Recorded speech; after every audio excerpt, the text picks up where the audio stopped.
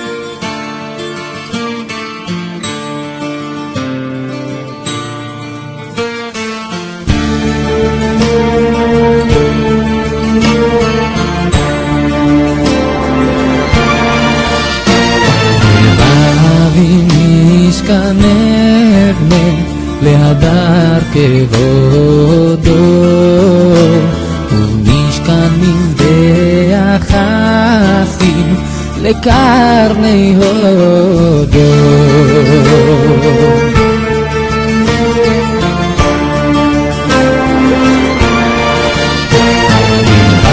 אבי משכנך להדר כבודו ומשכן מזבח חסים לקרני הודו.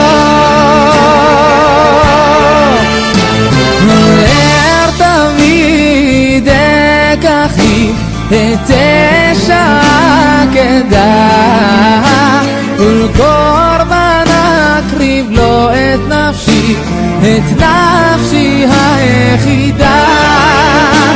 נר תמיד אקחי את אש העקדה ולקורבן אקריב לו את נפשי היחידה.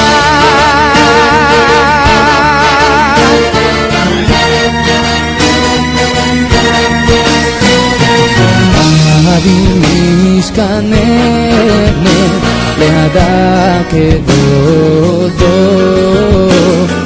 ומשכן מזבח חסים לקרני הודו. ולנר תמיד אקחי את אש העקדה ולקורבן אקריב לו את נפשי היחידה.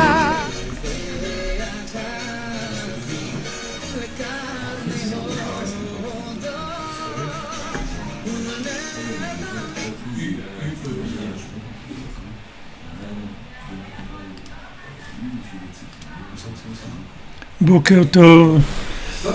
Shalom à tous et à toutes. Et voilà, Baruch Hashem, on reprend Yerushalayim Yer HaKodesh. On a un bon accueil, beaucoup de gens qui sont venus, pas autant que sur le web, mais presque. Baruch Hashem, Ashrenu. Donc, on y va. Baruch Hashem.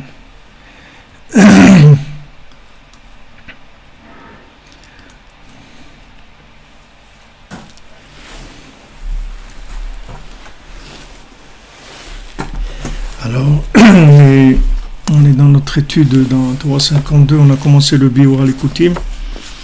Donc pour l'instant, Baruch Hashem, on a réussi à Tadeshmaya, ça a marché, on a pu avancer un peu. Et donc on fait le cours pour la foi Shlema de Israël Yitzhak, un fortuné, à Besançon, il faut prier pour lui. Hashem lui donne la foi Shlema. Si le monde il savait combien il a besoin de lui, les gens ils seraient en train de prier toute la journée. Malheureusement, les gens ils font des réveillons pour s'endormir.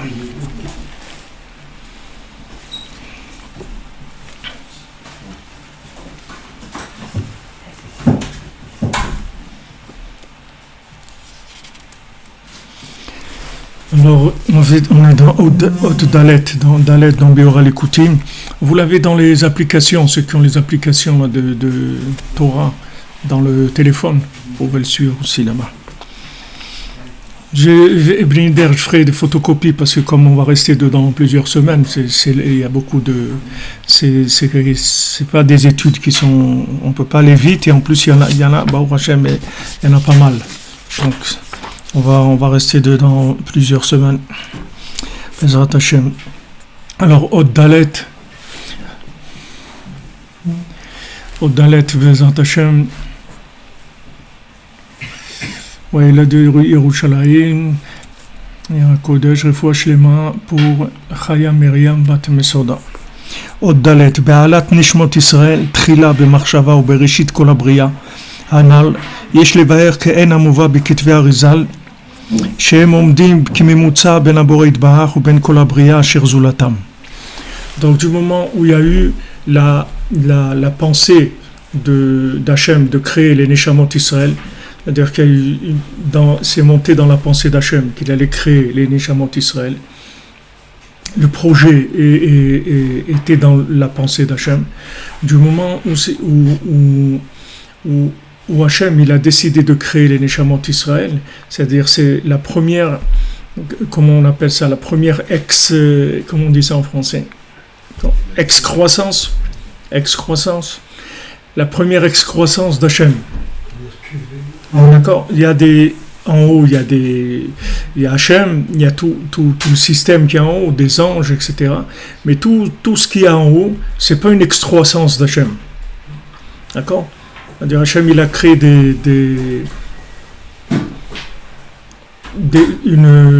un système, comme dans ce monde-là, il y a un système astral. Okay, il y a des astres, il y a la nature, il y a tout ce qu'il y a dans le monde. En haut, il y a une nature spirituelle qui est tout le système des anges, et tout ce qui est en haut. Le malach matat, tous les malachim, tout ce qui est en haut. Maintenant, il y a les Neshamot Israël. Les Neshamot Israël, c'est pas une création extérieure à Hachem. C'est une excroissance d'Hachem. C'est-à-dire, c'est une partie de lui-même qu'il a séparée de lui-même. D'accord ? Comme si, par exemple, quand un père il a un fils, qu'on voit dans le père qu'il y a une partie qui manque. Quand on voit le père. Et la partie qui manque, c'est son fils. D'accord ? Si c'était comme ça. C'est-à-dire, si c'était quelque chose que quand on a un enfant, alors c'est une partie de nous-mêmes qui manque en nous-mêmes. Chez nous, il n'y a pas ça. Mais chez Hachem, oui. C'est-à-dire, Hachem, les Neshamot Israël, c'est une excroissance de lui-même. D'accord ? Donc, c'est pas quelque chose d'extérieur. C'est Hachem lui-même. Une partie d'Hachem. Dans notre jargon à nous, dans notre langage, on ne peut pas parler le langage de l'infini, on ne sait pas ce que c'est. Mais dans notre jargon à nous, c'est ce que ça veut dire. Alors, du moment où il y a eu cette excroissance des Neshamot Israël, à partir de ce moment-là, il a commencé à se créer un nouveau système qui est Hachem, les Neshamot Israël, et à leur tête Moshe Mashiach, et le monde. Donc il y a trois éléments qui doivent être ensemble. Il y a Hachem, il y a le tzaddik, qui inclut les 600 000 Neshamot Israël, ou toutes les Neshamot Israël. Et ensuite, il y a tout ce qui a été créé, spirituellement, matériellement, tout ce qu'on veut, tout ce qui a été créé.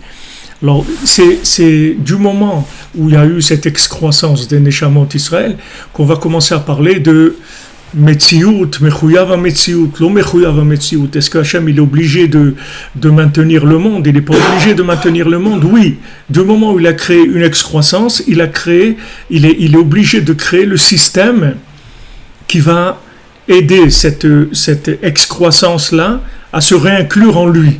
Parce que le but, c'est ça.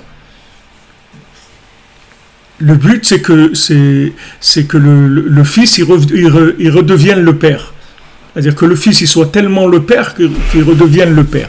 Donc, ça, c'est toute la discussion Esav et Yaakov, c'est-à-dire que le principe de la Bechora, c'est-à-dire qu'est-ce que ça veut dire le droit d'aînesse? Le droit d'aînesse, c'est ça, c'est-à-dire c'est celui qui va être le père, mais en forme de fils. Donc à ce moment-là, il aura le choix d'être soit un fils indépendant, qui n'a rien à voir avec son père, soit être complètement son père. Ça va être son choix. Donc lui et ça avait dit, moi ce truc-là, ça ne m'intéresse pas, moi je veux faire ma vie, etc. Donc il vend le droit d'aînesse à Yaakov, et Yaakov, il va continuer le derrière de Yitzhak. Alors comme on l'a vu dans l'écouter à la chôte avant, c'est que Yaakov, en fait Yaakov, c'est par rapport à Abraham et Yitzhak, c'est le même principe, c'est-à-dire que Yaakov, ça va être l'excroissance, si vous voulez, d'Abraham et Yitzhak, c'est-à-dire que ça va être le produit d'Abraham et Yitzhak, mais il va être au-dessus d'Abraham et Yitzhak, dans sa capacité de faire sur terre. C'est de lui que vont sortir les 12 tribus, c'est lui qui va amener, qui va commencer le véritable chemin de faire résider Hachem dans les mondes inférieurs. C'est-à-dire, plus Hachem sera couronné dans les mondes inférieurs, plus ça s'appelle inclusion dans l'infini. D'accord? Si maintenant on trouve un bonhomme à Harlem, métrique et tout, il n'a pas envie d'entendre parler d'Hachem, ça ne l'intéresse pas du tout, alors on a un problème. Parce que ce bonhomme-là qui tourne à Harlem et tout, il faut qu'il reconnaisse Hachem. Parce que s'il ne reconnaît pas Hachem, on ne peut pas revenir à la maison. Et Tachai ani mevakesh, je cherche mes frères. Echani achzor le'avi ve'anar eneno iti. Comment je vais retourner chez mon père et l'enfant n'est pas avec moi? Je ne peux pas. Tout ce qu'il y a sur terre, il faut que ça retourne chez papa. Sinon, il y a un problème. Donc on est loin de voir le concept d'Hachem, comment Hachem il n'est que miséricorde. On peut comprendre pourquoi il n'est que miséricorde, parce qu'il attend que le dernier des derniers revienne vers lui. Maintenant, qui est-ce qui est responsable de l'après-excroissance? C'est que l'homme Israël, c'est tout. Hachem, il va s'adresser au homme Israël, il va dire, voilà, les bilans. Je veux des bilans. Il dit, ouais, mais celui-là, je veux des bilans. C'est-à-dire, il me faut des bilans. Est-ce que ça monte ou ça descend? Il faut que ça monte tout le temps. Débrouillez-vous, c'est votre problème. Je ne peux pas aussi faire ça. Je ne peux pas vous créer comme excroissance de l'infini et en même temps m'occuper de tout ce que je vous ai donné justement pour que vous ayez le libre arbitre et que vous puissiez réinclure tout dans l'infini. Je ne peux pas m'occuper des deux. Vous comprenez pourquoi? Parce que sinon ça ne sert à rien le système. C'est comme un père qui veut te faire un cadeau et maintenant il te le cache, le cadeau, et après il va te dire où il est caché le cadeau. Alors ça fait pas, donne-moi le truc, c'est tout de suite, pas besoin de tout ça. Il faut que tu le cherches, c'est tout. Il va t'aider, il va te soutenir, il va tout ce que tu veux, t'inspirer, te financer, tout ce que tu veux. Mais chercher, il faut que tu cherches. Donc Hachem, il regarde les bilans.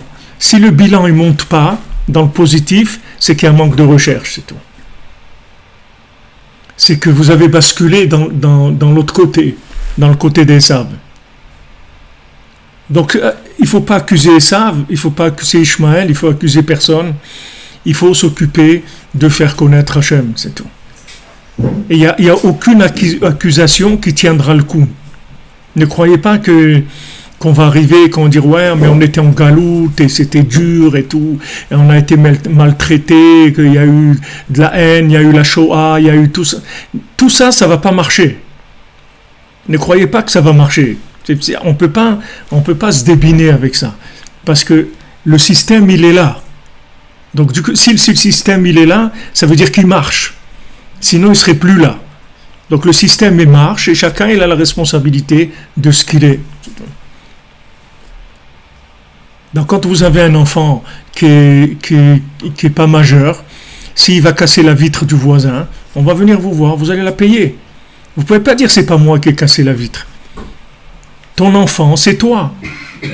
Qu'est-ce qu'il dit Hachem? Béni, Bechori, Israël, oui. C'est la paracha. Hachem il dit, mon fils, mon premier-né, pas que mon fils, mon premier-né, Israël. Qu'est-ce que ça veut dire? Ça veut dire, mon ami, on va faire les comptes. Il faut que ça marche. Il faut que ça marche. Tu ne peux pas dire, et moi, qui je suis, moi. Il n'y a pas qui je suis. On t'a dit déjà qui tu es. Maintenant, si tu n'arrives pas à te reconnaître, débrouille-toi, prends-toi en main, fais ce qu'il y a à faire, fais Hatzot, fais de Bodedout, va au Man, fais des Teilim, fais du côté de Filot, fais ce que tu veux. Débrouille-toi. Vous parlez de choses extrêmement... D'un côté, vous parlez de la mission d'Israël pour l'humanité, et on n'a jamais été aussi nombreux qu'aujourd'hui sur Terre, et de l'autre côté, vous parlez d'un travail individuel, quoi. Mais c'est la même chose. C'est le travail. Quand je parle de la mission Israël, je donne juste je dis un nom au parti politique pour le nommer. Mais c'est des individus qu'on parle. On parle pas de. Il faut se responsabiliser. Il faut responsabiliser ses enfants. Il faut responsabiliser sa famille. Qu'on n'est pas là pour avoir un profit personnel de quoi que ce soit, pour une réussite. Hachem, il te dit, moi la réussite, c'est que tu me ramènes mes enfants à la maison. Mes enfants, ça veut dire l'humain, l'animal, le végétal et le minéral. Tout ça, il faut que tu me les amènes. Le végétal et le minéral, il n'y a aucun problème, ils sont déjà, il n'y a pas plus connecté qu'une plante. Ne crois pas. Voilà, ils ont maintenant interdit la shrita en Belgique. C'est fini. Ah oui, je sais. Non, voilà. C'est l'être humain qui fait ça. Non, mais pour vous dire, même les animaux en Belgique, ils ont des problèmes. Ils ont des problèmes. Voilà. Les pauvres animaux belges, qu'est-ce qu'ils vont faire? Ils vont manger des frites maintenant, qu'est-ce qu'ils vont faire? Et en Hollande également. Il y avait la possibilité si les gens, ils savaient le tikkun, que c'est la shrita, ils interdiraient dans tous les abattoirs du monde d'abattre les animaux autres que la shrita.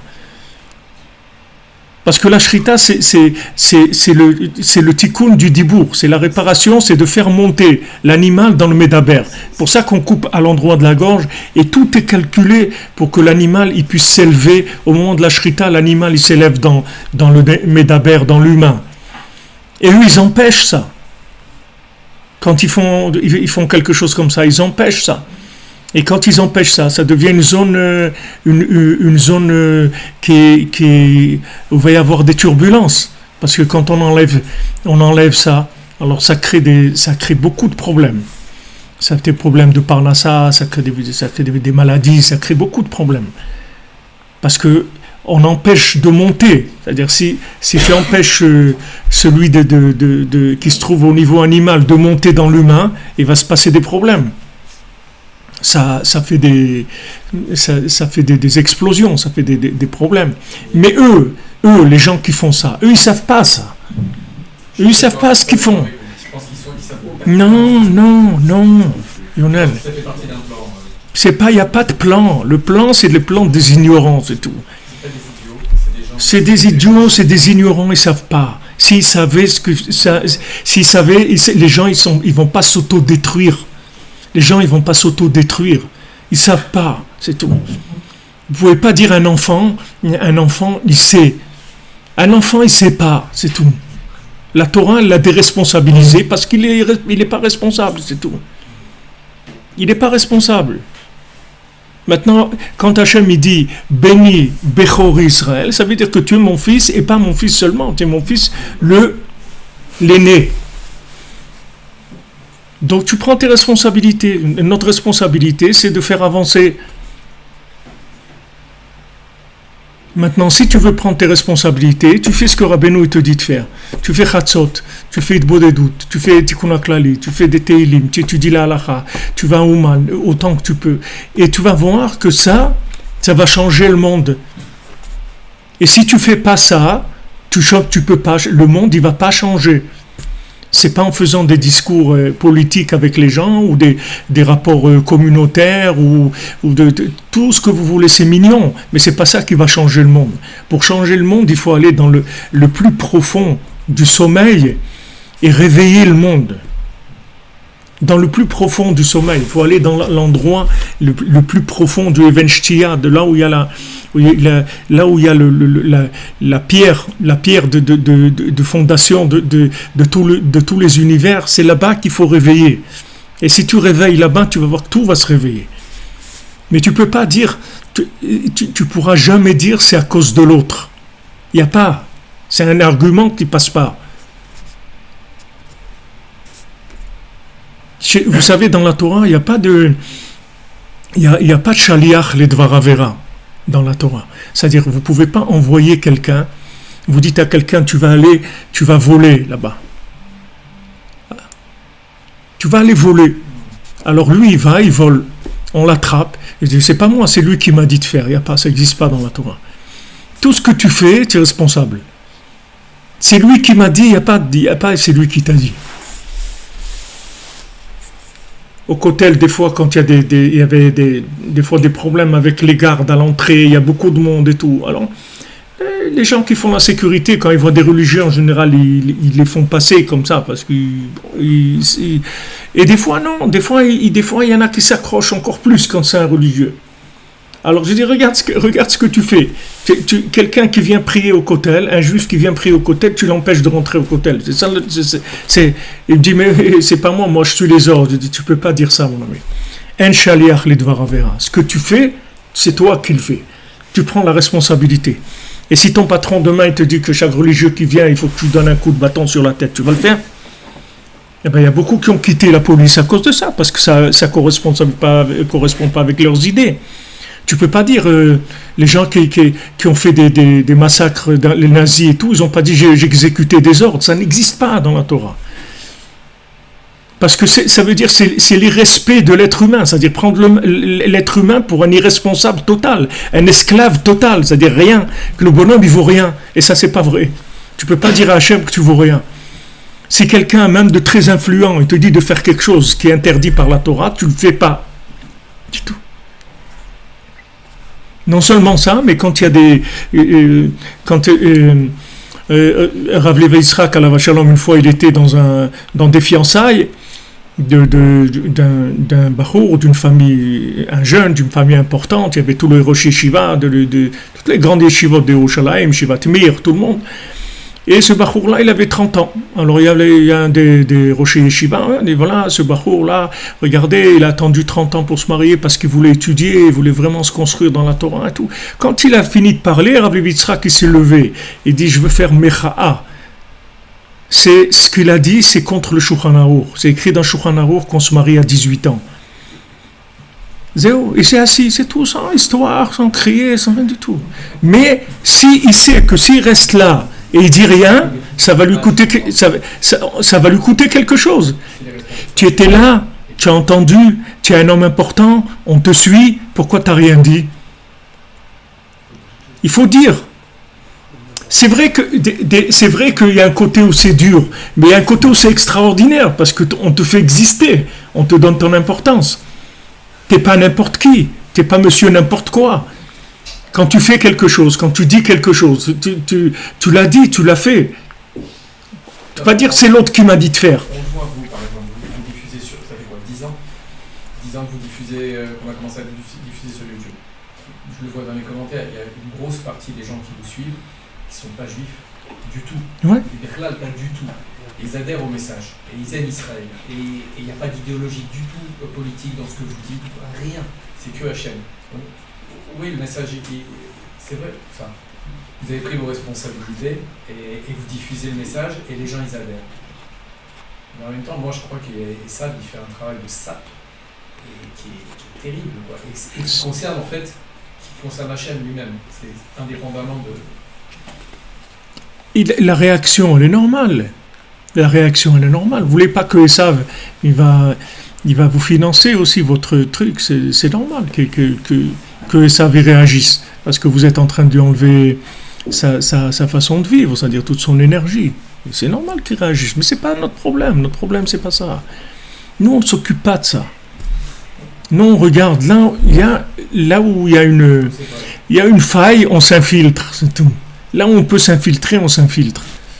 Et on parle d'Hachem, c'est tout. On parle du tzaddik. C'est notre responsabilité, c'est tout. C'est sûr qu'ils savaient. Ils voulaient tuer Rabbi Nathan. Qu'est-ce que vous parlez des religieux, disant des religieux, des grands rabbinim et tout, ils voulaient tuer Rabbi Nathan. C'est pas... Ils ont tué des gens. Ils ont tué un Nathan, parce qu'ils ont envoyé quelque part, ils croyaient que c'était lui. Ils croyaient que c'est Rabbi Nathan, ils l'ont tué. C'est-à-dire que regardez jusqu'où ça va. Alors qu'est-ce que vous allez dire sur ça? La Shoah, vous pouvez parler, ok. Mais qu'est-ce que vous allez dire sur ces grands rabbinim là? Des grands rabbinim qui sont des mouvements de chassidout et ils font Shabbat et ils font tout, hein. Il n'y a pas de... Qu'est-ce que vous allez dire sur ça? Les autres, vous pouvez dire, ouais, ils n'aiment pas les juifs, ok, et ceux-là, c'est des juifs, c'est des juifs de haut niveau, vous allez dire quoi? Il n'y a pas. Et ça descend partout, ne croyez pas, ça descend en vous-même. En vous-même, ça descend, avec des pensées de désespoir, de découragement permanent. Il ne t'arrête pas. Des fois, je m'arrête, je dis, mais arrête un peu, tu peux pas t'arrêter un peu. Tu es en train de t'auto-détruire, là, parce que t'en fais tellement qu'on va plus t'écouter. Moi, si tu venais de temps en temps, peut-être qu'on essaierait de voir si c'était intéressant. Mais arrête avec tes histoires, là. Alors, tu as fait tchouva, tu as laissé un monde, des trucs et tout, et viens, il commence à te demander, ouais, regarde, t'as regardé ça dans la rue, t'as fait ça, mais attends, mais tu sais pas d'où je viens, moi, mon ami. Tu sais d'où je viens. De quoi tu parles, là? À qui tu es en train de parler? Tu sais ce que j'ai laissé, moi, pour être avec Hachem? Tu sais ce que j'ai laissé pour être là? De quoi tu parles? Tu me dis, ouais, tu as dit ça, tu as regardé ça, tu as mangé ça. Mais qu'est-ce que je m'en fous de ça? J'ai rien à faire de ça. C'est tout ce que tu as trouvé. Tout le reste, tu n'as pas vu. Tout ce que je fais, Ouman et Shabbat, et une famille, et des enfants éduqués dans la Torah, et la cacheroute, et Messirut Nefesh, le don de soi, et trucs, et ne plus écouter la musique que j'aimais, ne plus fréquenter les gens que j'aimais, ne plus se droguer, ne plus... Ça, c'est rien, ça t'en parle pas, ça. Jamais tu viens me rappeler ça. Tu viens juste à peine une petite erreur, un petit truc, boum. Mais c'est le même système. Seulement là, il agit sur le bonhomme lui-même. Et après, quand vous écartez, le cercle il est plus grand. Après, le bonhomme, c'est la communauté. Après, la communauté, c'est l'extra-communauté. Et après, c'est la politique. Et après, c'est les nations. Voilà, ça englobe tout. C'est-à-dire, tous les cercles, ils essayent d'empêcher de faire connaître la parole divine.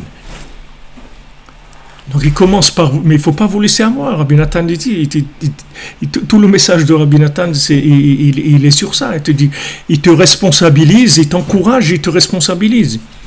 C'est que tu peux. Ne crois pas. Quand Rabbeinu dit, le désespoir n'existe pas. Qu'est-ce que ça... Rabbeinu, il te responsabilise. Il te dit, écoute mon ami, laisse tomber là ces histoires. Ouais, j'ai le blues, je suis désespéré, j'ai plus envie de vivre et tout. Allez mon ami, vas-y, bouge-toi. Qu'est-ce que tu es en train de désespérer de quoi?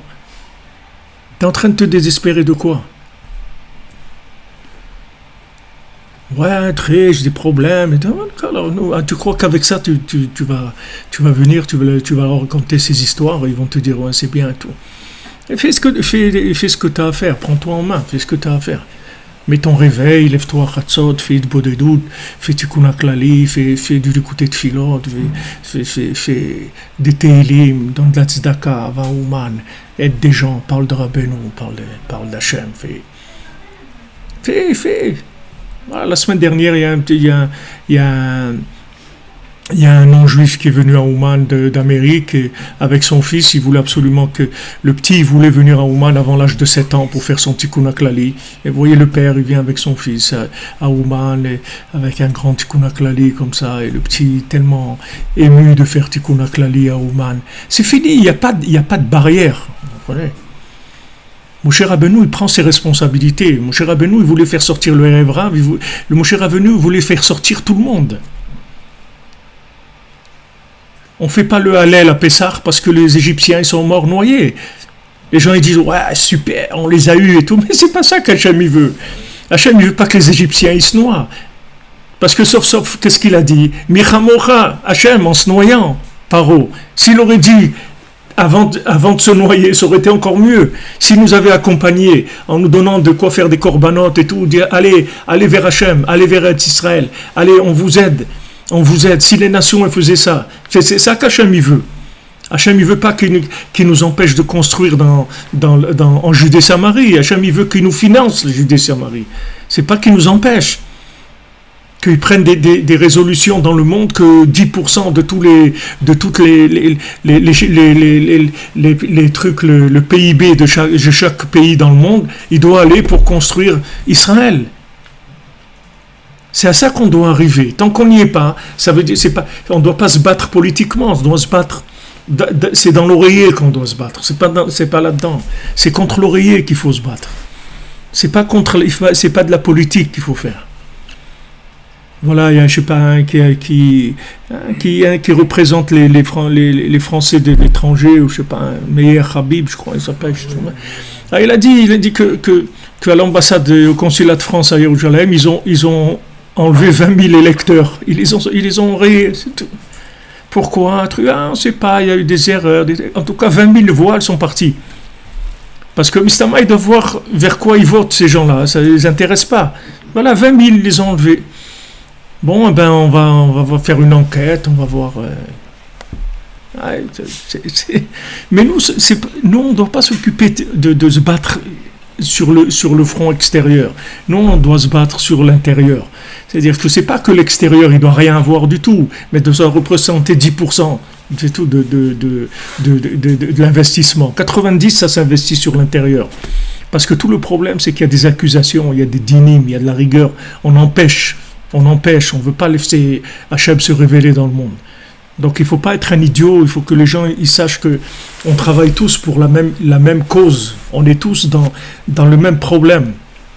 On est là pour communiquer et se donner les uns aux autres les outils pour trouver Hachem. Là où chacun il est maintenant. Et quelqu'un qui revient vers Hachem, il est attaqué de tous les côtés. Il faut savoir que c'est normal. C'est normal que tu sois attaqué. Tu peux pas venir te rapprocher de Rabbeinu, fonder un foyer, avoir des enfants que tu amènes à Ouman, à Rosh Hashanah, qui étudient la Torah et tout, et tu crois qu'on va te laisser, mais t'as toute la partie obscure du monde qui se réveille contre. C'est tout à fait normal. Il n'y a pas à s'étonner de ça. Il n'y a pas du tout à pleurer, ni à pleurnicher, ni à dire j'ai des bobos, des trucs, laisse tomber tout ça, on y va, c'est tout, on avance. Ouais, ma femme, elle m'écoute pas, truc, ça. Attends, mon ami, tu verras dans 20 ans, dans 30 ans, dans 40 ans, tu vas voir qu'elle va t'écouter, que ça va être ta meilleure compagne, que tu vas avoir un amour comme tu pouvais même pas imaginer. Mais attends, tu crois que tout de suite, tu vas avoir tout de suite. Tout de suite, si tu veux tout de suite, tu vas à Saint-Tropez avec Macron et tu auras tout de suite. Si tu veux quelque chose de plus intéressant, il faut construire dans un autre domaine. Si tu veux du cash tout de suite, cash and carry, vas-y, il y en a dans le monde. Mais c'est des denrées qui périssent très très vite. Très très vite. Tu veux des trucs super et tout, c'est super. Il y a des feux d'artifice, c'est tout. Qu'est-ce qu'il y a un feu d'artifice après? Un petit truc noir, carbonisé, c'est tout ce qui reste. Ouais, t'as vu des trucs. C'est sûr que le bonhomme, il se lève à Chatzot chez lui, il fait des efforts pour sortir de son lit, pour parler avec Hachem et pour faire un peu de Tikkun Chatzot, ou ce qu'il fait, l'Aïdbodedut, d'étudier un petit peu, faire un peu. C'est sûr que ça paye pas de mine, ça paye pas des feux d'artifice. C'est pas des feux d'artifice, mais c'est des bombes atomiques. C'est les plus grandes bombes qui existent dans le monde. C'est-à-dire que chaque fois que tu te lèves, tu envoies des bombes pour détruire le sommeil, pour réveiller le monde. Et tu vas voir des gens qui vont réveiller le monde. C'est tout. Tu vas voir. Un, il va se réveiller au Brésil, un, il va se réveiller là-bas, un, il va se réveiller là-bas. Parce que tu envoies des énergies dans la racine des choses. Tu vas envoyer dans la racine. Tu peux envoyer dans le minéral, tu peux envoyer dans le végétal, tu peux envoyer dans l'animal, dans l'humain, partout. Tu vas envoyer dans le végétal, un gars il va manger une pomme. en Indonésie, quand il va manger cette pomme-là, il va se réveiller, il va avoir envie de prier Hachem. Pourquoi? Parce qu'il y a un message qui est passé là. C'est un message vivant, radioactif.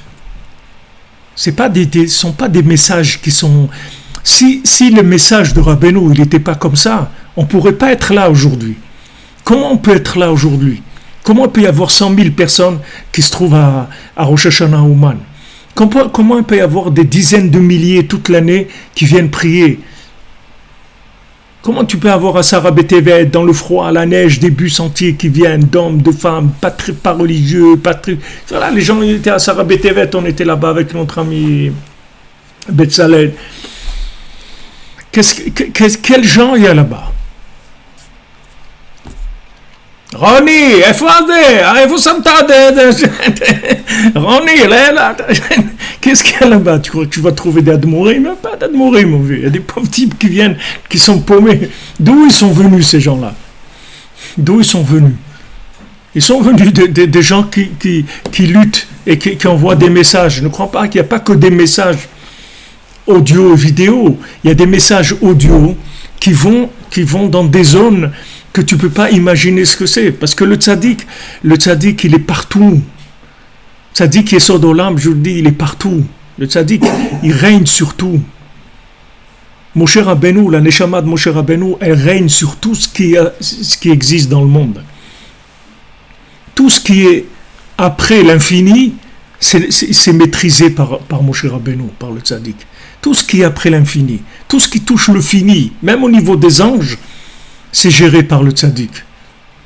Quand Rabbeinu faisait des shiurim, des fois c'est arrivé à Rabbeinu qu'il a dit aux élèves, cette Torah-là, maintenant je ne la dis pas que pour vous, je la dis pour les gens d'en haut aussi. C'était Rabbeinu, il enseignait à Souda Shlishit, il disait une Torah du Likutei Moharan, mais en même temps, il enseignait pour les anges. C'est-à-dire il avait une classe d'êtres humains, mais il avait une classe d'anges en haut qui écoutent la Torah. Et il parlait en même temps, là et là, en même temps. Le tzaddik, il n'est pas limité à un niveau humain. Comme je vous ai dit, Moshe, c'est Otiot Hashem. Moshe, c'est Hashem, mais c'est juste vu d'en bas, c'est tout. C'est pour ça qu'il s'appelle Moshe. Si tu montais, tu verrais qu'il s'appelle Hashem. Mais en être humain, il s'appelle Moshe. Mais il est Moshe surtout. Il a le pouvoir sur tout. Le pouvoir sur tout, ça veut dire qu'il est capable de ramener tout le monde. C'est pour ça que Rabbeinu, il a dit, soyez patients. Pas voler. Piano, on va y arriver, vous allez voir. Tout le monde, on va arriver avec tout le monde. Mais seulement, il attend que les gens y bossent. Au moins les gens qui sont venus, qui sont là déjà. Au moins qui travaillent, qui ne commencent pas à faire la tête et se disputer aussi. Parce qu'en plus, les gens, ils se disputent. Les gens les ramènent, de là on les ramène, ils se disputent en plus. Les gars, ils se disputent, ils commencent à dire, ah mais celui-là, mais laisse le monde vivre. Il a son travail, c'est pas toi qui... T'as un problème, va voir le chef d'entreprise, pourquoi il a mis à ce poste de travail. Celui-là, il doit faire du bruit toute la journée, c'est son travail, tu sais pas ce qu'il fait. Il est en train de faire du bruit toute la journée, ok, c'est son truc. Il y avait ici, à l'époque, quand on faisait Rosh Hashanah ici, il y a une quarantaine d'années, alors il y avait une table à Rosh Hashanah, une table des parleurs. C'était des gens comme ça, d'un certain âge déjà. Mais ils parlaient pratiquement toute la journée de Rosh Hashanah à parler. Et il y en a un qui a voulu un peu, il est venu plus jeune, il a voulu les remettre en place. Il dit, mais attends, vous parlez pendant la...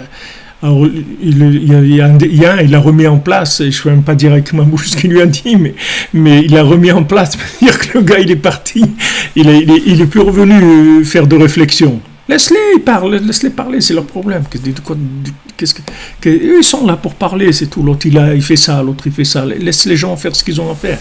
Occupe-toi des choses les plus importantes, t'occupe pas de ça.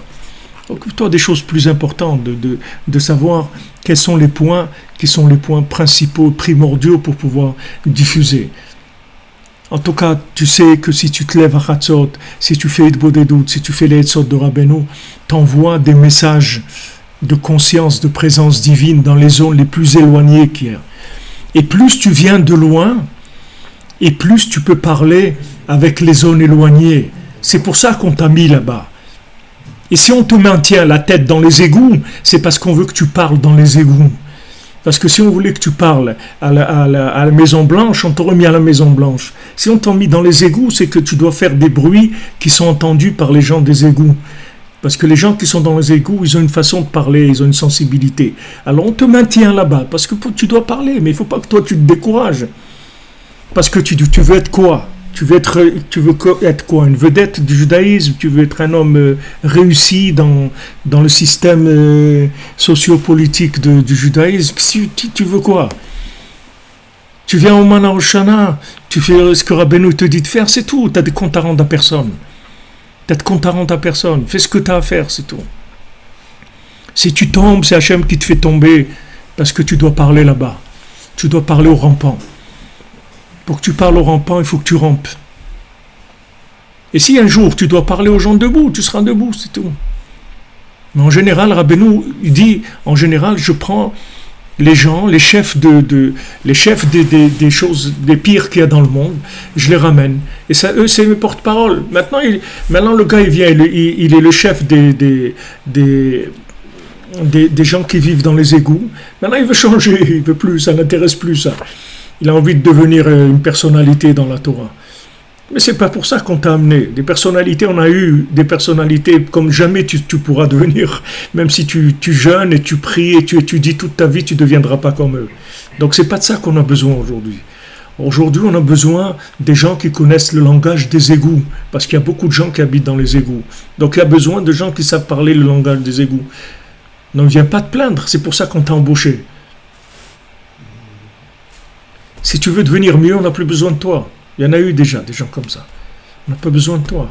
Quelle est ta spécialité ? Ta spécialité, c'est que tu es un bonhomme qui vient des égouts. Alors de temps en temps, ça remonte. Les égouts, ils remontent. Ça se bouge, ça remonte. Qu'est-ce que tu vas faire ? Tu vas dire non, ça ne me plaît pas. Moi, je veux être un bonhomme nickel et tout. Tu ne veux pas être un bonhomme nickel. C'est pas de ça qu'on a besoin. Rabbeinu l'a dit, au lieu d'aller parler avec tout le monde, je prends les pires dans les groupes. Et je les rapproche. Et après, eux, ils vont s'occuper de parler avec les autres. Ça va être déjà plus facile. Mais ne te plains pas sur ta place. Mets-toi au travail, c'est tout. Les gens, ils passent du temps à pleurnicher au lieu de travailler. Ne pleurniche pas. Au lieu de pleurnicher, de décourager, d'avoir des pensées, ouais, ça, prends l'écouter de filote, prends un télim, fais quelque chose. Fais quelque chose qui fait avancer ça sert à rien de t'angoisser, de plaindre, de pleurnicher, ça sert à rien. Ça fait rien avancer du tout. Vraiment rien. Tu te rends compte, un gars, il vient, le roi, il l'embauche, il prend un gars dans les égouts. Il l'embauche, il lui dit viens, j'ai besoin de toi au palais royal. Et après le gars il commence à pleurnicher. Mais qu'est-ce que tu pleurniches ? De quoi tu pleurniches ? Le roi il t'a pris là où t'as pris, il t'a amené là. De quoi tu pleurniches ? Qu'est-ce que tu as pleurniché ? Tu te rends pas compte qu'à force de pleurnicher, tu ne travailles plus. Tu fais pas ce que tu dois faire. T'as tout perdu. En même temps, tu n'es pas à ta place. En même temps, ce que tu devais, la rentabilité de la place que tu as, tu n'arrives pas à la rentabiliser. Regarde où tu es et parle par rapport à cet endroit où tu es. Et diffuse par rapport à cet endroit où tu es. Tu vas voir que les choses vont aller de façon extraordinaire.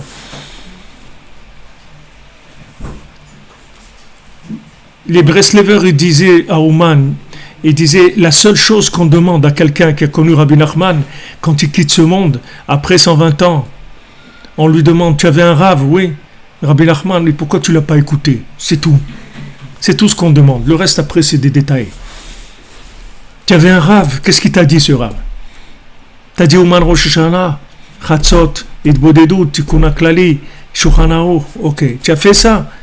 Si tu fais ça, t'as pas besoin t'as aucun souci à te faire. Si tu fais ça, t'as aucun souci à te faire. Rabbi Nathan te dit, tu fais de l'écouter de filote. Fais l'écouter de filote, tu vas aller au Gan Eden. Voilà, tu as l'écouter de filote. Fais l'écouter de filote, tu vas aller au Gan Eden. Le gars, il a l'écouter de filote. Je me rappelle la première fois que j'ai vu Rav Israël Ber au dessert, et il m'a dit... Tu as l'écouté de filote à la maison ? Je lui ai dit oui. C'est vrai, je l'avais à la maison, mais je ne faisais pas. Il était dans la bibliothèque. Mais vas-y, fais l'écouter de filote. Fais 2, 3 pages, 5, 10 pages par jour. Prends 20 minutes, une demi-heure, fais 10 pages par jour. Tu le finis tous les 3 mois et tu recommences. Avec ça, tu es blindé, mon ami. Tu es blindé. Après, là où tu vas, tu diffuses. C'est pas ce que tu perds pour toi. C'est que tu perds en tant que diffuseur universel, si tu veux. Je veux dire, comment Rabbi Nathan, il est arrivé chez nous? Comment Rabbi Nathan, il vient te chercher là où tu te trouves? Comment il peut arriver chez toi? Rabbi Nathan, c'est pas... Quand tu lis le côté de Philote, tu vois que Rabbi Nathan, tu comprends rien, parce que tu vois que c'est un homme qui est... Tu dis, mais ça a l'air d'être... Mamache, le pire des punks, le pire des drogués, le pire des escrocs, le pire de tout, il y a là-bas. Il dit, comment il est arrivé à vivre des choses comme ça? Parce que Rabbi Nathan, ce qu'il écrit, c'est pas de la poésie. C'est pas Baudelaire, Rabbi Nathan. Rabbi Nathan, quand il disait Rabbi Yitzhak, quand Rabbi Nathan il dit 3 fois oi, c'est pas oi pour que ça fasse des rimes. C'est que c'est 3 fois qu'il en peut plus. Donc il écrit 3 fois oi parce que ça sort 3 fois le oi. C'est pas parce que ça fait joli d'en mettre plusieurs. Donc quand Rabbi Nathan il dit je suis le pire qu'il y a sur terre, je suis le pire des assassins, je suis le pire des menteurs, je suis le pire des voleurs, je suis le pire des trompeurs, je suis le pire des paresseux, le pire des coléreux, le pire des orgueilleux. Mais tu vois un homme comme ça, tu dis mais comment il a vécu ça? Comment il a fait pour vivre des sensations comme ça? Que même toi, des fois, des passages, tu ne te reconnais pas tellement c'est bas. Tu dis, moi je ne suis pas tombé là-bas. Et Rabbi Nathan, lui, il est là-bas. Et toi, tu dis, bon, ça, je passe. Bon, Hachem, au moins, ça, j'ai pas fait. Tu dis, j'étais ouvert sur toute la Torah, combien de fois? Mais comment il a fait pour vivre ça? Comment il a fait pour vivre ça? Tu vois, Rabbeinu, il a descendu pour qu'il puisse préparer ce qui allait servir à toute l'humanité. Pardon. Ça allait servir à toute l'humanité. Rabbi Nathan, il a pris. C'est comme ça qu'on est venu. Comment on est venu? Parce qu'il est descendu nous chercher. Rabbeinu, il a utilisé Rabbi Nathan. C'est sa perche, c'est son scaphandrier. Il l'a fait descendre pour qu'il puisse nous pêcher. Sinon, jamais on serait revenu. Qu'est-ce qui peut parler avec toi? Qu'est-ce qui peut parler avec des fous, des malades? Même si c'est des malades qui sont soi-disant normaux, qui sont politiquement corrects, c'est encore pire que les autres, ceux-là. Encore les fous qui ne tiennent pas debout, on peut les ramasser facilement. Mais des gens qui sont installés dans la folie, construits dans la folie, allez sortir de là. Rabbi Nathan, Rabbeinu, il a utilisé Rabbi Nathan, il a descendu dans des endroits très bas, que Rabbi Nathan, il sentait des choses des gens les plus éloignés qu'il y a sur terre. Il a vécu ça. Donc tu ne peux pas venir raconter à Rabbi Nathan, ouais, mais moi, il n'y a pas mais moi. Fais l'écouter de Philote et tu vas voir qu'il est avec toi là où tu es. Tu n'as aucun endroit dans le monde où tu vas passer où il n'est pas avec toi, Rabbi Nathan. Il est passé là-bas, il a préparé le terrain et ne te fais pas de soucis. Donc Rabbeinu, il a dit, s'il n'y avait pas Rabbi Nathan, il ne serait rien resté parce qu'il avait besoin de quelqu'un qui descend là-bas. Mais qui descend et qui reste accroché. Parce qu'il descend et reste là-bas, on n'a rien fait. Il descend, mais il reste branché sur le tzaddik. Il ne lâche pas. Il descend et il fait Chatzot, et il fait Hitbod et doute, et il étudie, et il écrit des Sfarim, et il construit le Kloïs à Ouman, et il voyage chez les gens, et il imprime le Likutei Halachot, et il fait le Likutei Moharan, le Likutei Halachot, c'est pour Maasiot, il imprime, il fait tout ce qu'il y a à faire. Seul. Envers et contre tous. C'est-à-dire, c'est pas seul que maintenant il est seul. C'est qu'en plus, il est mal accompagné. C'est pas qu'il est seul. Il est accompagné par des gens qui l'attendent à chaque truc pour le faire parler, pour le faire arrêter. Combien de fois il était en prison? Combien on a perdu des écrits de Rabbi Nathan parce qu'il était en prison? Que ce qu'il a écrit, ça a disparu. Combien des semaines il a passé Rabbi Nathan en prison? Il ne pouvait pas aller à Ouman pour Rosh Hashanah. Comment il lui organisait pour... C'était un homme persécuté, qui a une vie terrible, terrible. Et de là-bas, il a sorti ce qu'il a sorti. Vous voyez bien que son message, il est arrivé. La preuve, c'est qu'on est là. Comment un message 2 siècles après, comment le message il peut arriver 2 siècles après? Vous voyez bien qu'il y a un truc qui n'est pas... Prenez le message de la plupart des gens qui ont écrit quelque chose, et 2 siècles après, vous voyez que leur truc, il n'a aucun sens du tout. Aucun sens. Ça n'a aucun sens. Même si c'est très élevé, ça n'a pas de rapport avec ce que les gens y vivent aujourd'hui. Un message aussi actuel et aussi vivant, c'est pas de la théorie, c'est pas de la théorie analytique, c'est vivant. C'est-à-dire c'est un message qui fait vivre une connexion à la personne. Vous verrez que ça n'existe pas. Rabbi Nathan, il est descendu, il est resté connecté. Rabbeinu, il a descendu en bas, au plus bas que quelqu'un puisse descendre. Il a ressenti tout ce que nous, on peut ressentir dans nos problèmes. Et voilà, il te donne l'échelle pour que tu remontes. Alors maintenant, chacun, il ne faut pas qu'il s'étonne, parce que chacun, il va avoir le même traitement qu'il a eu Rabbi Nathan, tant qu'il n'y a pas la Géoula. Tant qu'il n'y a pas la Géoula, chacun, il servira de diffuseur à son niveau. Avec son épouse, avec ses enfants, avec son entourage, avec sa famille, avec ses amis, avec les gens avec qui il travaille, là où il va être. Il va servir de diffuseur. Donc si maintenant, à un moment, on a besoin de le faire descendre, de le faire descendre dans une zone, comme on dit, une zone qui est pas sécurisée, il va descendre dans cette zone pas sécurisée. Il ne faut pas qu'il se mette à pleurnicher. Fais ce qu'il y a à faire, c'est tout. Fais ce qu'il y a à faire. Rabbi Nathan, quand on veut le tuer, il ne pleurniche pas. Il fait plus ratzot, plus il boit des doutes, plus, il fait plus.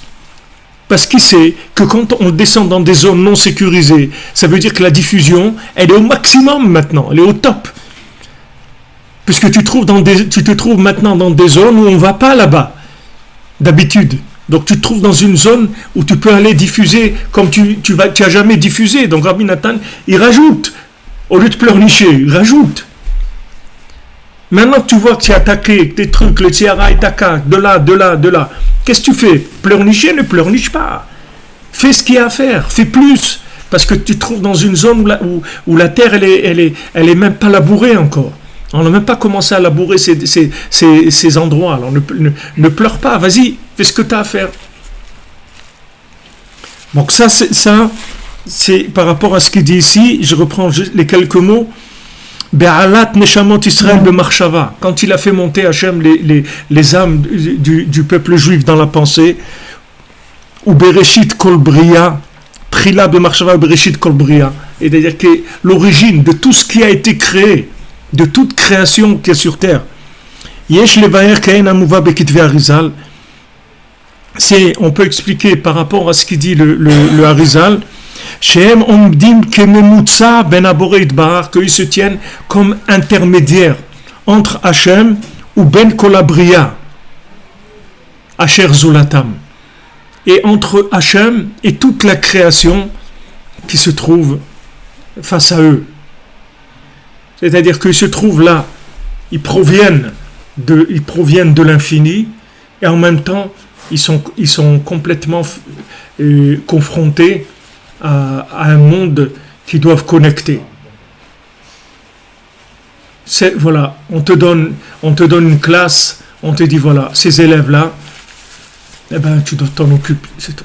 Tu dois les élever. C'est tout. À toi de les élever, de les faire monter. Voilà. Tu te donnes un monde. Vas-y, débrouille-toi, fais ton travail. On va te donner tous les éléments, tout ce qu'il faut. Mais sache pourquoi tu es là. Machovato be'olamo, mesilat yesharim. Première chose que l'homme il doit se demander, qu'est-ce que je suis venu faire ici? C'est tout. Quand tu as répondu à cette question, on passe au deuxième stade, on passe au travail. Tu vas commencer à faire ce que tu as à faire. Mais première chose, ma chovato be'olamo. Qu'est-ce que je suis venu faire ici? Quelles sont mes obligations? Voilà. Tes obligations, c'est que tu es un métorgoman, tu es un traducteur. Tu traduis les messages que tu vois dans l'infini, tu les traduis en fini. Dans un langage de fini. Langage humain, animal, végétal, minéral. Tu vas utiliser tout ça pour connecter tout ça. Le jour où tu auras connecté tout ce que tu dois connecter, ça veut dire que tu as réussi, c'est tout. Chaque fois que tu touches ce monde, si tu le connectes, Voilà, c'est ta responsabilité. Mais tu tireras pas la force de connexion si tu fais pas ce que Rabbeinu il te dit de faire. Parce que comme il dit Rav Levi Yitzhak, Chatzot Itbodedut, c'est ça le rébé. Tu cherches qui c'est Rabbi Nachman. Rabbi Nachman il s'appelle Chatzot Itbodedut. Voilà, c'est ça Rabbi Nachman. C'est lui. Tu te lèves à Chatzot, tu te fais Itbodedut, ça c'est Rabbi Nachman. Voilà Rabbi Nachman. C'est-à-dire que tu as la connexion la plus forte qui existe. Après, au boulot. Ça ne veut pas dire que la journée va se passer merveilleusement. Peut-être tu vas, justement parce que tu as fait Chatzot et Bodedut, on va te faire descendre dans des nouveaux égouts que tu n'avais jamais encore goûté. C'est possible. Tu ne peux pas savoir. Mais en tout cas, ce que tu sais, c'est que c'est tout ça, c'est connecté. Tout ça, c'est voulu. Tout ça, c'est drivé. Tout ça, c'est dans un but de bien. Donc, quand tu te trouves là-bas, il ne faut pas vomir parce que tu es dégoûté. Il faut au contraire faire ce que tu peux faire pour diffuser à cet endroit-là la présence divine. Et donc après, si on voit que tu es quelqu'un qui pleurniche pas quand on te fait descendre, on te fera descendre encore, et encore plus. Mais si on voit que tu es quelqu'un qui dit non, moi j'aime pas ces trucs, bon ok, tu veux pas. Mais c'est toi qui perds. Parce que de faire de toi un cadre supérieur, il n'y a aucun problème. Si c'est ça que tu veux, tu veux être un beau gosse, un cadre supérieur, pas de problème. C'est ça que tu veux, on te donne ça si tu veux. Mais c'est dommage, parce qu'après quand tu vas passer à la comptabilité, tu vas voir que tu as perdu. Tu as perdu. Alors que si tu fais ce qu'il y a à faire, et tu te laisses diriger par Hachem, puisque maintenant, celui qui se lève la nuit, qui fait Itbodedut, il a un chut shel chesed, il a un fil de miséricorde qui le guide dans sa journée. Donc après, tu es tranquille. Et quand tu passes dans des endroits qui sont nauséabonds, alors tu ajoutes plus. Tu ajoutes plus. Rabbeinu dit dans Sichot Haran, il dit que chaque fois que tu te déplaces, c'est parce que Hachem il veut te déplacer. Rabbeinu dit que Yaakov Avinu, s'il n'avait pas voulu aller en Égypte, il aurait été Beshalshalot chez le Barzel, il aurait été enchaîné, il serait descendu. Parce qu'Hachem il a dit Yardou, il n'a pas dit. Pourquoi il dit descendre? Pourquoi il dit descendre? Parce qu'il descend. Il descend. Yaakov, il n'a rien à faire en Égypte. Yaakov, pour lui-même, il n'a rien à faire en Égypte. Mais il est descendu. Il est descendu préparer la Géoula, préparer des Neshamot qui se trouvaient là-bas, des âmes qui étaient perdues là-bas depuis la création du monde. Il a commencé à les mettre en marche vers la délivrance. Et si on n'était pas 20% à sortir, si on avait été 90% à sortir, on aurait terminé. On l'a terminé. Mais ça ne s'est pas fait. Le message, il est passé qu'à 20%. Le message de Rabbeinu, qui est Shlemut Nishmat Mashiach, Shlemut de la Neshama de Moshe Rabbeinu. Rabbeinu, il va compléter tout. Tous ces 80%, ils vont être complétés, qui ne sont pas sortis d'Égypte. Rabbeinu, il a les outils. Seulement, à nous de... Il va terminer. Rabbeinu, même sans nous, il va terminer. Parce qu'avec s'il n'y avait pas eu Rabbi Nathan, point d'interrogation, Chiyuv ha-metziut ou pas Chiyuv ha-metziut? Est-ce que Dafka Rabbi Nachman ou pas? S'il n'y avait pas eu Rabbi Nathan, Rabbi Nachman, il n'aurait pas pu faire ce qu'il a fait dans le monde. Donc, est-ce qu'il aurait été Rabbi Nachman ou pas? Ou s'il aurait été de passage, il n'aurait laissé aucune trace sur terre. Hachem, il lui a donné les outils pour être avec. Donc ça, c'est chacun qui va avoir ça. Ne t'inquiète pas. On te donnera tous les outils, tous les individus qui vont t'accompagner, tous les moyens de faire ce que tu as à faire. Et si c'est dur, c'est parce que ça doit être dur, c'est tout. Mais on va te donner tout. Si vous voulez, le Chiyuv ha-metziut de Rabbi Nachman, il est venu par Rabbi Nathan. Lui-même, il a dit. S'il n'y avait pas Rabbi Nathan, il ne serait rien resté de moi. Même pas une page d'écrit. Rien. Donc l'existence de Rabbi Nachman, elle est dépendue de Rabbi Nathan complètement. Donc chacun, ça va être comme ça. Chacun, il va avoir quelqu'un qu'à travers lui, c'est comme ça qu'il va exister. C'est-à-dire quand il va transmettre à cette personne-là ou à ces personnes-là, c'est ça qui va définir son existence. C'est ça qui va faire qu'il va exister. Et s'il n'a pas transmis, il ne va pas exister. Rabbeinu dit, la perfection, c'est pas d'être en haut seulement, c'est d'être en haut et en bas. D'être en haut et en bas. Pas que en haut. Même une fois que la personne elle est décédée, il faut qu'elle laisse des agents en bas. Des gens qui continuent à travailler d'après ses paroles, d'après ce qu'il a enseigné, d'après l'éducation qu'il a donnée à ses enfants, d'après tout. Hein? Exister, c'est l'autre en fait. Ouais. Oui, parce qu'on peut pas, on n'a pas on a une existence qui est limitée. Et- Voilà. Voilà. Ou un fils, ou un élève, ou n'importe quoi. C'est-à-dire un élève, ça peut être aussi une banane que tu manges, c'est un élève. Si tu fais bien la bénédiction, tu l'as élevé la banane. Et si tu fais pas bien la bénédiction, c'est dommage. Si tu fais ce que tu as à faire, tu fais que travailler. Baruch Hashem, que quelqu'un il a connu Rabbeinu, Ashri Chelko, mais que seulement Rabbeinu il dit, j'ai pitié de ceux qui me connaissent et qui font pas ce que je leur dis de faire. C'est dommage. Le gars, il est rentré déjà dans le trésor, il est truc, il est à côté il peut faire des choses extraordinaires, et maintenant il commence à pleurnicher parce qu'il y a des bobos, il y a des trucs, il m'embête, il me fait ça, et tout. Qu'est-ce que tu pleurniches? Allez, au boulot.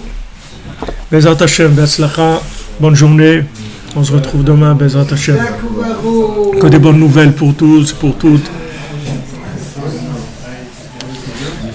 Mamash, comme il dit, Imlo Nathan, la mode raglez-nous. Il dit, s'il n'y avait pas Rabbi Nathan, nos pieds seraient morts. C'est un beau chidouche, diffusion de la Torah.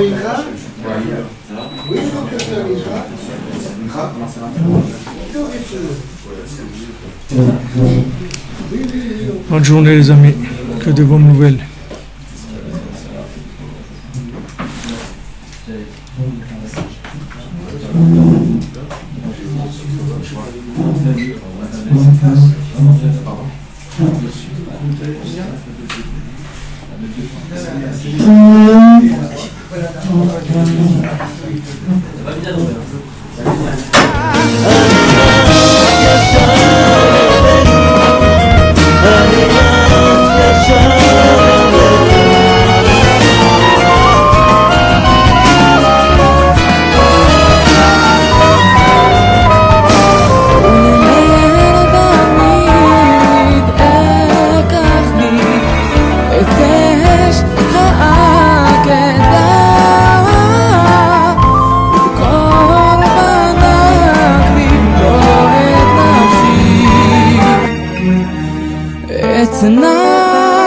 נפשי היחידה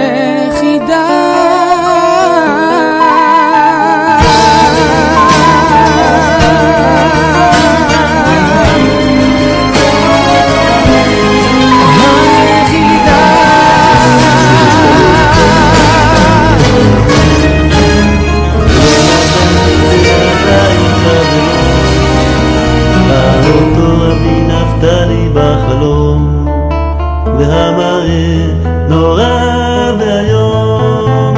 הוא ראה את רבי נתן רץ, אז שאל את חברו הנערץ, ידידי לאן אתה רץ? אוי תגיד לי לאן אתה רץ? אני רץ ישר לרבנו, אני רץ ישר לרבנו, אני רץ ישר לרבנו, אני רץ ישר לרבנו. לעבר כבודו משכן מתח חסים זה קרני הוד